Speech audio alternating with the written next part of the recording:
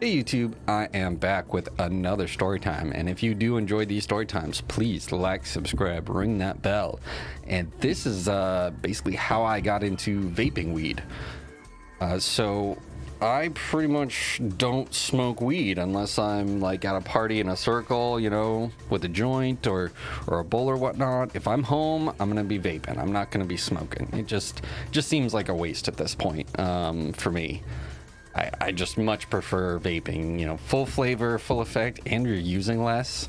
So it's just a great money saver and you're getting a better experience. That's just how it's been for a long time. And this is kind of how I got into it. So I was just starting college and I was listening to this podcast from dopefiend.co.uk.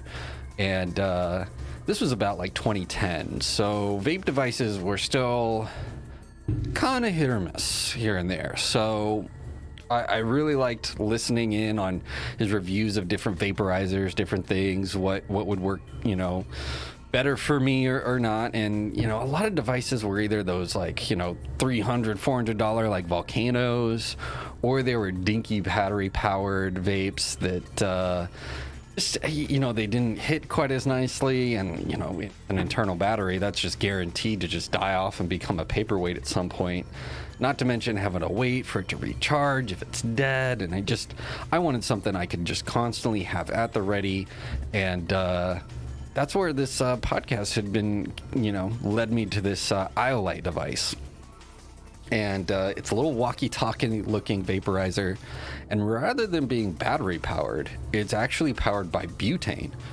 So it's just got a little temperature controller, and it's you know, you don't really have choice on temperature. It's just set at 375. But this thing was a tank, and you just got to fill it with butane and it's good to go. So it's really convenient and it's really nice. You just turn it on, let it do its thing, and it gave nice, smooth, flavorful hits. Now, are there better devices nowadays? Sure. But at that time, when you're considering the balance of features and everything, this was definitely my jam. And this is a product I would still, you know, like to have in my collection. The one I had back then eventually broke, but that was kind of my own doing. I dropped that thing so many times riding my bike onto concrete, and even then the only reason it broke is because the little ignition switch kind of got jammed, and I kind of accidentally stripped the screws on it, so it's like I couldn't open it to fix it. And even then, so like if I could have got it open, I probably could have fixed it. But this thing, I basically was looking around, and I found it on Amazon for $175. So at the time, that was actually not half bad. This device at the time was normally about $250, and it had a little rainbow design, a little different than other ones. So I just jumped on it. I felt like, hey, this weed is going pretty fast when I'm smoking it. I need to jump on this vaporizer game. And oh man, getting it was real nice, except for the fact that I was dry at the time when I got it, when the Amazon box came in. So I basically, you know, hitting up some classmates, and they had a buddy who thankfully had finished a little grow of their own. So I was able to, you know, within a couple hours, get a guy over and buy a quarter from him. And this is not something like you'd see at a dispensary. It was actually like a one single nug. It was like a mini baseball bat kind of nug, and those are some nice nugs when you get it like that. I wish dispensaries would sell more flower like that in its original, just like giving you a straight, you know, little mini baseball bat. But you know, he came over.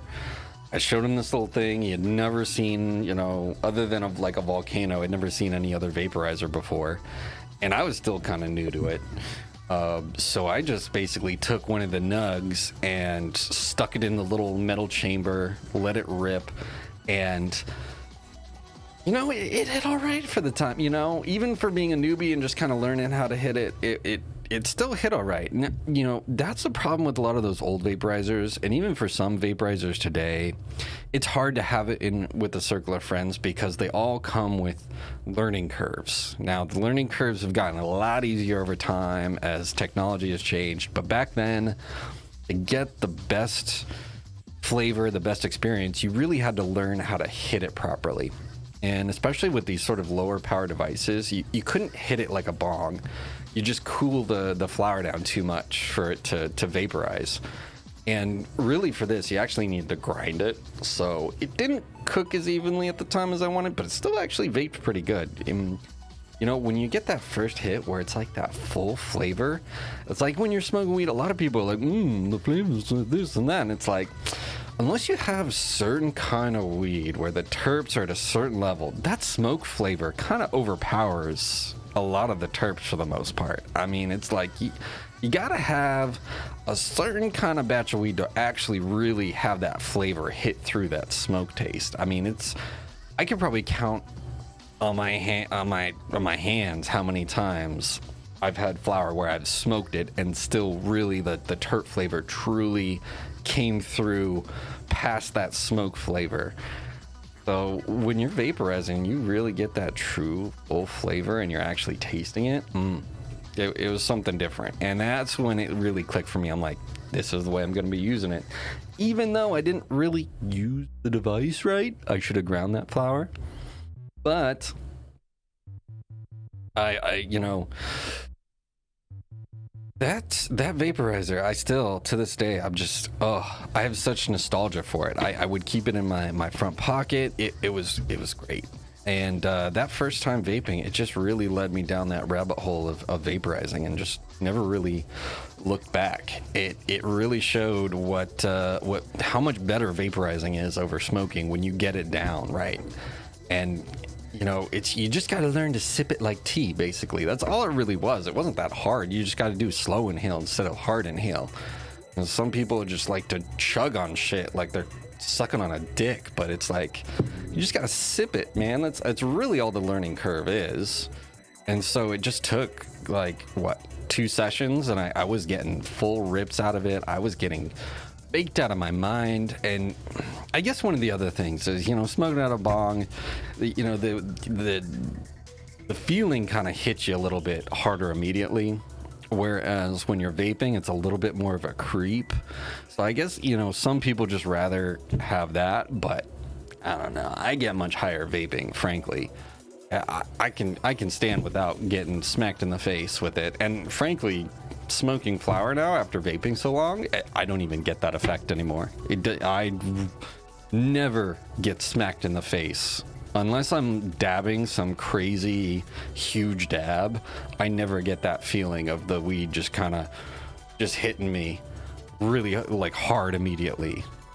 You know, I haven't switched over to just pure vaping. I mean, for me, I saved so much money. I mean, it was worth every single penny. I went from easily smoking, I would say, probably like 2/8 a week. I mean, I could go through an eighth in like two days easy when I'm smoking it. But when I'm vaping it, I go through an eighth a week and pretty much no more.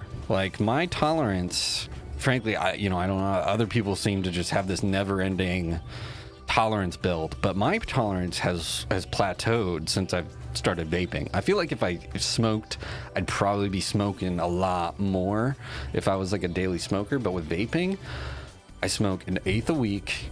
You know, with dabbing, I do a gram a week. Like that's basically my limit. Like I don't use any more than that, and I don't need to. I'm pretty much I can get ripped every day, all day, off of 1/8 a week vaping. And that's how it was then, and that's how it is now.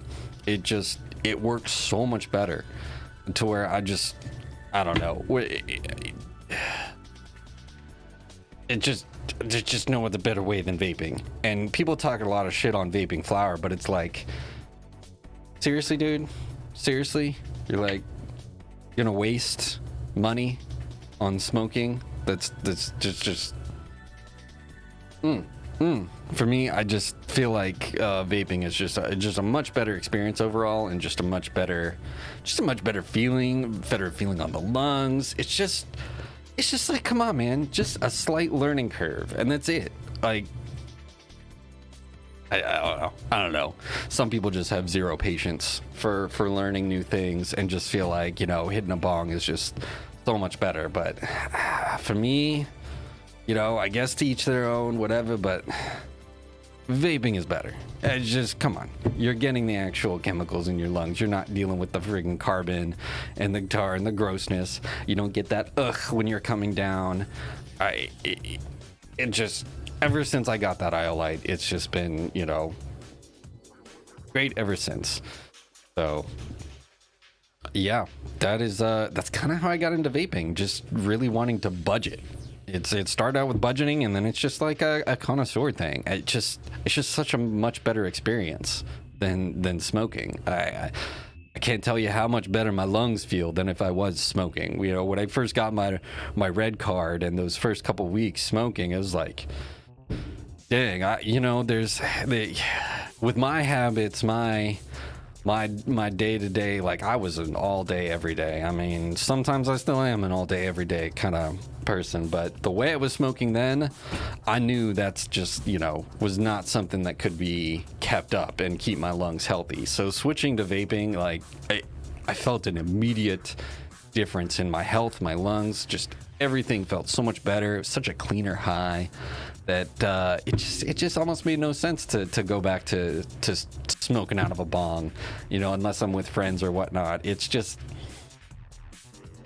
I don't know. I mean, I enjoy smoking occasionally, but it's not, like I said, it's like a social thing, you know. It's when you're in a circle with friends and you just want something that's just simple and easy.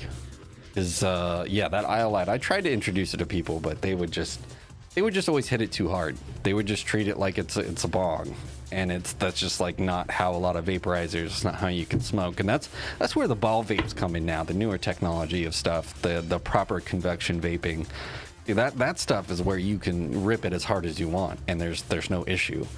But back then, that's just vaporizers were just.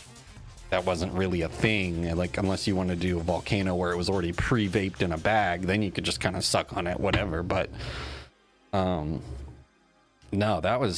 I still think that is one of my just top favorite nostalgic vaporizers to this date is that IO-Lite. Such a great design. But yeah, that is how I got into vaping weed. In any case, if you do enjoy this content, please like, subscribe, ring that bell. You have a great rest of your day.